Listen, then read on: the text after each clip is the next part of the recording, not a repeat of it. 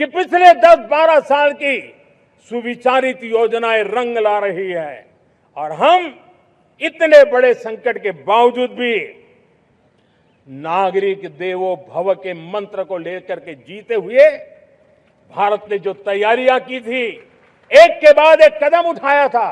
सोचा नहीं था कि संकट आएगा, लेकिन उस संकट के समय में ये सारी चीजें काम आ गई और आज देश में गैस भी है, पेट्रोल भी है, यूरिया भी है। हम अपनी ताकत के ऊपर खड़े हो रहे, चल रहे। मेरे प्यारे देशवासियों, दुनिया के इन संकटों का प्रभाव हर किसी पर हुआ, हम भी अछूते नहीं। यूरिया के दाम दुनिया में 3,000 रुपया पहुंच गए एक बोरी का। आज भी हम मेरे देश के किसानों को वो बोझ सहने के लिए मजबूर नहीं कर रहे। सरकार अपने कंधों पर वो बोझ उठा रहा है और दुनिया से जो 3,000 रुपया में यूरिया का बोरा हमें मिलता है, वो हमारे किसानों को हम सिर्फ 300 रुपये में दे पाते हैं।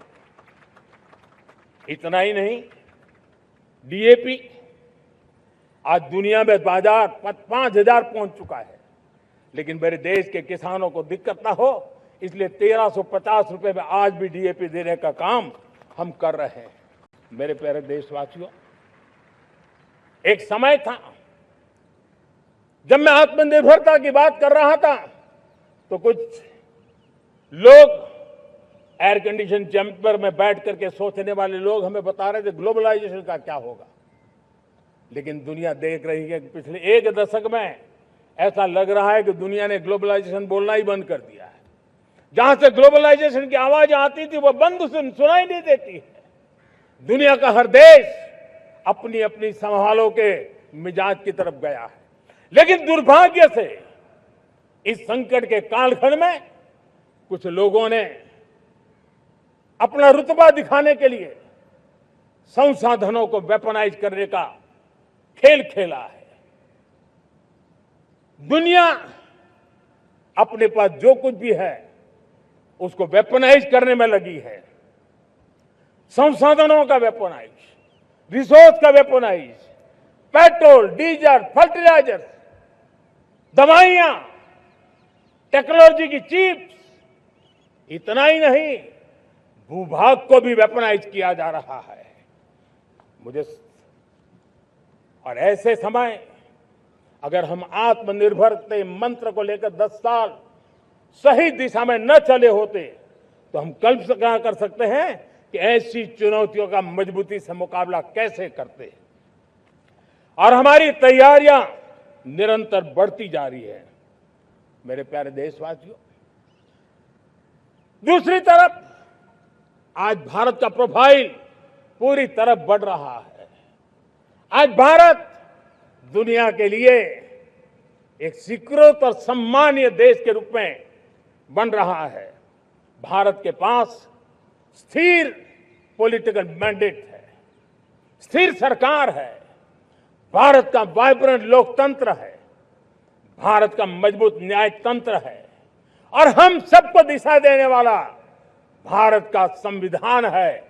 और अब दुनिया हमारे इन सामर्थ्य को पहचानने लगी है और इसलिए 2014 के बाद दुनिया करीब करीब 40 देशों के साथ हमारा एफटीए एग्रीमेंट हो रहा है। अब देखिए कितना बड़ा अवसर आया है। लेकिन ये जो ट्रेड एग्रीमेंट्स हुए हैं ये एक बहुत बड़ा अवसर है और इसलिए खास करके मैं मेरे एमएसएमईज को कहना चाहूंगा कि हमें इस मौके को छोड़ना नहीं है। दुनिया में हमें पहुंचना है।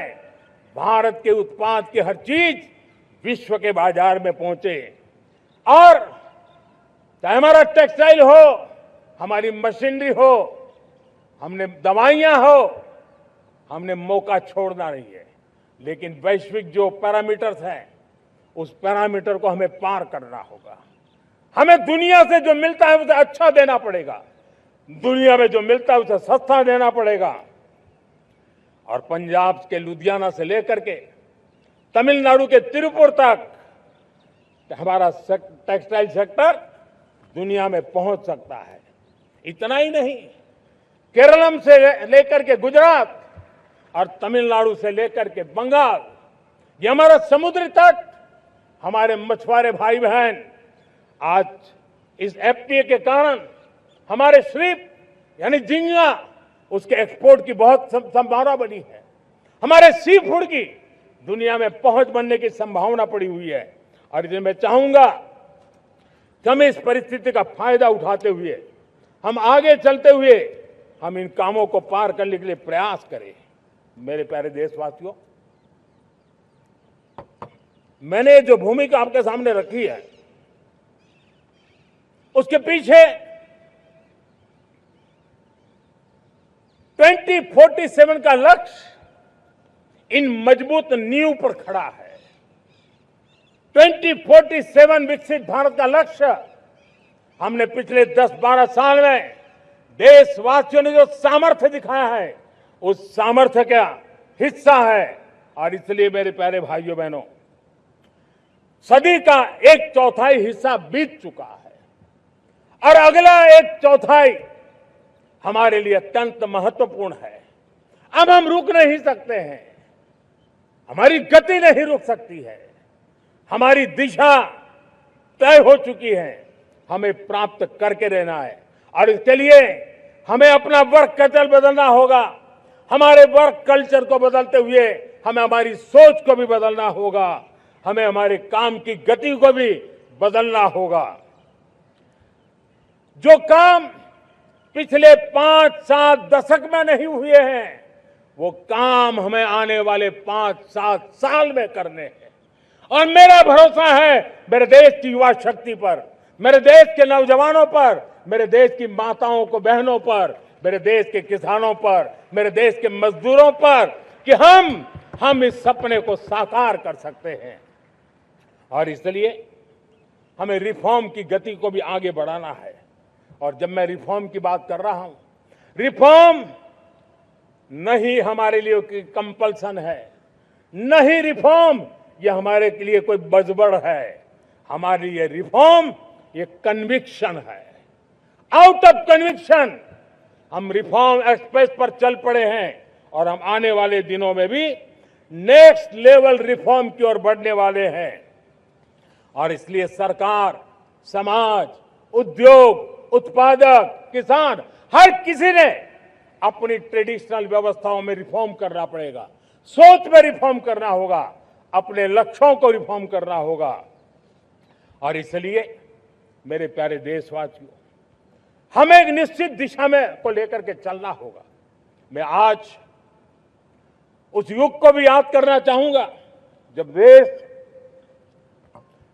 भारत का सामर्थ्य सप्त सिंधु के रूप में हम जानते थे, हम समझते थे, हम सुनते थे। अब विकसित भारत बनाने के लिए हमें नई धारा चाहिए। आज लाल किले की प्राचीर से मैं देश के सामने शक्ति की सप्त धारा का आवाहन करता हूं। आने वाले 5-7 साल में जो पिछले 5-7 दशक में नहीं हुआ, वो सप्त धारा के सामर्थ्य से, शक्ति से हम देश को नई ऊंचाई, नई गति देंगे और नए लक्ष्यों को पार करने वाला सामर्थ्य देंगे। और इसके साथ साथ देश की युवा शक्ति का सामर्थ्य का भरपूर राष्ट्र निर्माण में उपयोग होगा, उनकी शक्ति जोड़ी जाएगी। आने वाले दिनों में जब मैं सप्तधारा की बात करता हूं, सप्तधारा की पहली शक्ति है मैन्युफैक्चरिंग पावर। मेरे प्यारे देशवासियों, हमें मैन्युफैक्चरिंग सेक्टर को बहुत आगे बढ़ाना होगा और प्रोडक्शन बढ़ाने के साथ साथ हमें छोटे छोटे पुर्जे भी बनाने हैं और बड़े बड़े प्रोडक्ट भी बनाने हैं। पूरा वैल्यू चेन हमारा होना चाहिए और उसे लेकर के चलना।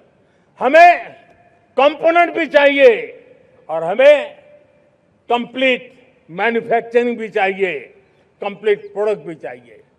डिजाइन से लेकर मैन्युफैक्चरिंग तक भारत को ग्लोबल सप्लाई चेन का भरोसामंद केंद्र बनना होगा।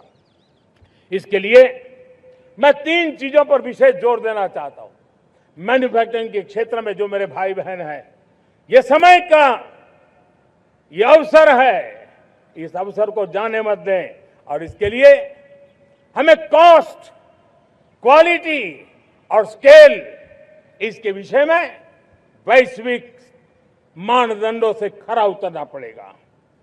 हमारी फैक्ट्रीज कॉम्पिटिटिव हो, हमारे प्रोडक्ट्स यूजर फ्रेंडली हो, हमारा पैकेजिंग दुनिया के लोगों को लुभावने वाला हो, आकर्षित करने वाला हो, हमारा जीरो डिफेक्ट प्रिसिजन मैन्युफैक्चरिंग ये हमारी पहचान बनना चाहिए। हर मैन्युफैक्चरर, हर एंटरप्रेन्योर, हर एमएसएमई से मैं कहना चाहता हूं, ग्लोबल मार्केट में हमारी पहचान विश्वसनीयता और गुणवत्ता के आधार पर होनी चाहिए।